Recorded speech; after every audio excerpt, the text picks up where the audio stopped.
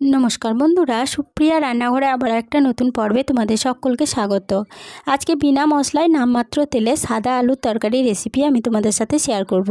এই রেসিপিটা school, college, অফিসের টিফিন অথবা ব্রেকফাস্টে লুচি, রুটি, পরোটার সাথে খাওয়ার জন্য খুব সহজে বাড়িতে বানিয়ে নিতে পারো। খেতে দুর্দান্ত লাগে। তাহলে চলো বন্ধুরা, দেখে নেওয়া যাক আজকে রেসিপিটা কিভাবে বানানো হয়।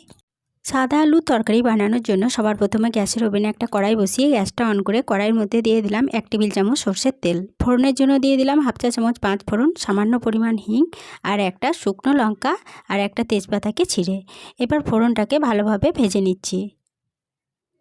ফোড়নটাকে ভালোভাবে ভেজে নেওয়ার পর ফোড়ন থেকে যখন একটা সুন্দর গন্ধ বেরোতে শুরু করেছে তখন এর মধ্যে দিয়ে দিচ্ছি 4টে মিডিয়াম সাইজের আলু।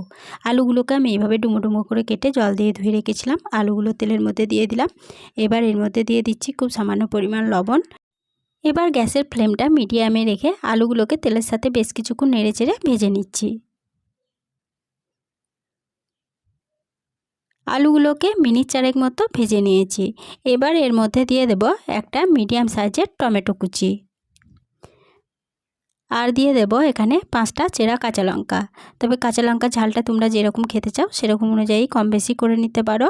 এবার এই সমস্ত উপকরণ আবারও খুব ভালোভাবে আলুর সাথে একটু নেড়েচেড়ে ভেজে নিচ্ছি। টমেটো ও কাঁচা লঙ্কাটাকে আবারও মিনিট 2 মতো নেড়েচেড়ে ভেজে নিয়েছি। এবার এর মধ্যে দিয়ে দেব পরিমাণ মতো জল।